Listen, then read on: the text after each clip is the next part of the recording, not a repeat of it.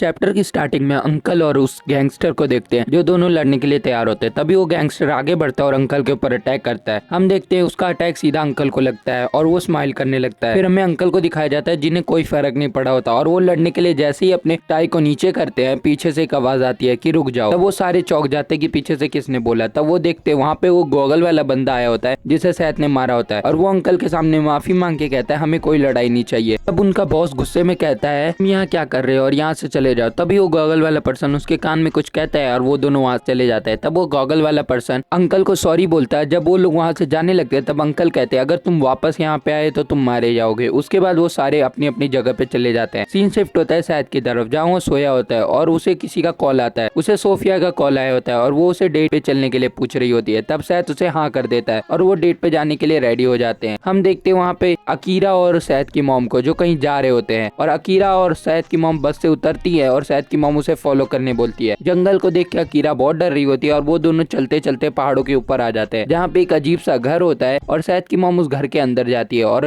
बोलती है hello master. बुड्ढा उससे पूछता है तुम इधर करने क्या आई हो। हम एक बच्चे को देखते हैं जो बाहर से सैथ की मॉम को देख रहा होता है और सैथ की मॉम उसे कहती है तुम इतने बड़े हो गए। उसके बाद सीन शिफ्ट होता है सैथ और सोफिया की तरफ जहाँ वो दोनों मूवी देखने आ रहे होते हैं। तब सोफिया उससे पूछती है हम कौन सा मूवी देखे। तब सोफिया उसे एक टेम्पलेट देती है और कहती है मुझे ये वाला मूवी देखना है और अजीब सा फेस बना के कहते हैं चलो ये देखते हैं। उसी वक्त वहाँ पे सोफिया के डैड आ जाते हैं जिसे देखकर सैथ और सोफिया दोनों शॉक हो जाते हैं। फिर सोफिया के डैड उन दोनों को रेस्टोरेंट ले जाते हैं कुछ खाने के लिए। उसके बाद सोफिया अपने डैड से पूछती है कि आप इधर क्यों आए। तब उसके डैड कहते हैं मैं तुम्हारे बीएफ से मिलने आया हूँ। उसके बाद हम देखते हैं सैथ और सोफिया के डैड ऐसे बैठे होते हैं कि सारे लोग उनको देख रहे होते हैं और अजीब सा फील कर रहे होते हैं। उसके बाद सैथ सोफिया को बाहर भेज देता है और सीन शिफ्ट होता है जहाँ पे हम अकीरा को देखते हैं। वहाँ वो लड़का बार बार अकीरा के चक्कर काट रहा होता है और अकीरा ये देख के अजीब सा फील करती है। उसके बाद हम देखते हैं मास्टर को और सैथ की मॉम को जो दोनों बात कर रहे होते हैं। उसके बाद सैथ की मॉम कहती है इसका ध्यान रखना, जिससे वो बुड्ढा गुस्सा हो जाता है और कहता है मैं क्यों इसका ध्यान रखूंगा। उसके बाद वो कहती है कि जो ब्लड लाइन से हम आए हैं उसका ध्यान आपको ही रखना पड़ेगा। उसके बाद वो कहते हैं तुमने तो हायर बनने से मना कर दिया था ना, तो अब ऐसी बातें क्यों कर रही हो। उसके बाद वो कहते हैं कि उस बच्चे को पहाड़ से नीचे भी तो भेजो। तब मास्टर उसे मना करते हैं और कीरा को अपने साथ रखने के लिए मान जाता है। सीन शिफ्ट होता है सैथ और सोफिया के डैड की तरफ जहाँ सैथ पूछता है तुम यहाँ पे क्यों आए हो, कोई जरूरी काम है। उसके बाद सोफिया के डैड कहते हैं तुम्हें पता है ना मैं क्या कर सकता हूँ, जिसे सुन के सैथ थोड़ा अजीब फील करता है। उसके बाद हम देखते हैं वो दोनों बात करना शुरू करते हैं। तब सोफिया के डैड कहते हैं तुम उसके दोस्त हो, अगर तुम्हारे चक्कर में उसे कुछ भी खतरा हुआ तो मैं सनशाइन ग्रुप को खत्म कर दूंगा। उसके बाद वो उस गैंगस्टर की फोटो उसे देते हैं और कहते हैं ये तुम्हें मारने के पीछे पड़ा है, पर ध्यान रखना अगर सोफिया को कुछ हुआ तो तुम्हारा ग्रुप सनशाइन वो खत्म हो जाएगा। उसके बाद वो उसे धमकी देके वहाँ से चले जाते हैं। उसके बाद सैथ वो फोटो लेता है। अभी वहाँ सोफिया आ जाती है और वो उस फोटो को दबा देता है। उसके बाद सोफिया उससे पूछती है क्या बात हुई। तब सैथ कहता है कोई इंपॉर्टेंट बात नहीं थी, चलो हम मूवी देख के आते हैं। उसके बाद हम देखते हैं सोफिया चिल्लाने लगती है कि कोई इंपॉर्टेंट बात नहीं थी और मेरी मूवी डेट खराब कर दी। उसके बाद सैथ कहता है कोई नाम फिर से देख लेंगे। तब वो दोनों खुशी खुशी वहाँ से चले जाते हैं। तब मूवी खत्म होने के बाद का सीन दिखाया जाता है जहाँ सोफिया उसे थैंक्स बोलती है और सैथ कहता है कोई प्रॉब्लम नहीं है और उसके बाद वो दोनों अलग हो जाते हैं। उसके बाद सैथ अपना फोन निकालता है और अपने अंकल को फोन करता है। हम देखते हैं अंकल उसका फोन नहीं उठा रहे होते क्योंकि वो हॉस्पिटल में होते हैं। उसके बाद हम देखते हैं उनके सामने सेकंड अंकल पड़े होते हैं जूजू आइलैंड वाले। उसके बाद हम देखते हैं कि दूसरे अंकल वहाँ आते हैं और सैथ उनको फोटो देखे कहता है क्या तुम इसे जानते हो। उसके बाद अंकल शॉक होके कहते हैं हाँ मैं इसे जानता हूँ, ये जापान के बहुत बड़े गैंग का लीडर है। उसके बाद सैथ कहता है अच्छा तो ये मेरे पीछे क्यों पड़ा है। तब उसके बाद रॉब उसे कुछ नहीं कहता है और सैथ गुस्से में उसकी तरफ देखने लगता है। उसके बाद सीन शिफ्ट होता है। हम देखते हैं सैथ अपने स्कूल में बैठा होता है जहाँ सोफिया भी होती है और सैथ के मन में बहुत सारे क्वेश्चन चल रहे होते हैं। हम देखते हैं वहाँ पे किम भी खड़ा होता है आउटसाइड पे। हमें फ्लैशबैक दिखाया जाता है जहाँ किम को अंकल कह रहे होते हैं अब बॉस पे थोड़ा ज्यादा ध्यान रखना क्योंकि दूसरे गैंग वाले उनके पीछे पड़े हैं और किम तब स्माइल करके कहता है डोंट वरी। उसके बाद हमें सैथ का सीन दिखाया जाता है और वहाँ पे ब्रॉक विक्टर भी होते हैं जो कि कहीं जा रहे होते हैं। उसके बाद प्रिंसिपल ऑफिस का सीन दिखाया जाता है जहाँ पे हमारे चेयरमैन सर बैठे होते हैं। वहीं पे ब्रॉक और विक्टर आ जाते हैं। उसके बाद जिम टीचर को कुछ समझ नहीं आ रहा होता है और ब्रॉक उनसे कहता है कि तुम्हें वापस से रीमैच करवाना पड़ेगा। उसके बाद हम देखते हैं कि सैथ को अनाउंसमेंट करके बुलाया जाता है और सैथ को कुछ समझ नहीं आता और वो वहाँ से चला जाता है। उसे लगता है कि फिर से कोई फाइट होगी, इसके लिए वो पहले से प्रिपेयर होता है। उसके बाद हम देखते हैं कि सैथ कहीं जा रहा होता है और किम उसे देख रहा होता है। उसके बाद वो स्पोर्ट्स रूम में पहुंचता है जहाँ पे विक्टर, जिम टीचर और ब्रॉक पहले से होते हैं। उसके बाद सैथ उसमें कहता है क्या प्रॉब्लम हो गई। उसके बाद हम देखते हैं कि सैथ और ब्रॉक आई कांटेक्ट करते हैं। उसके बाद जिम टीचर कहते हैं कि तुम्हें रीमैच करना होगा, ब्रॉक रेडी है। उसके बाद हम देखते हैं विक्टर कह रहा होता है तुम भागने वाले तो नहीं हो ना। उसके बाद सैथ स्माइल करके कहता है तुम्हें लगता है मैं भागूंगा इस चूजे से। उसके बाद किम बाहर होके सब देख रहा होता है। उसके बाद ब्रॉक और सैथ तैयार होते हैं फाइट करने के लिए। जब जिम टीचर उसे ग्लव्स देते हैं तब सैथ मना करता है, कहता है डोंट वरी मैं ध्यान रखूंगा कि ऐसा कुछ भी ना हो जिसके लिए तुम रिस्पॉन्सिबल हो। उसके बाद सैथ और ब्रॉक दोनों लड़ने के के लिए रेडी होते हैं और ब्रॉक अपने पंचे स्टार्ट करता है और सैथ उसे पहले ही में डॉज करता है। उसके बाद दोनों एक दूसरे पे अटैक कर रहे होते हैं और डॉज कर रहे होते हैं। हम देखते हैं दोनों ही गुस्से में होते हैं कि इस बार हरा देंगे।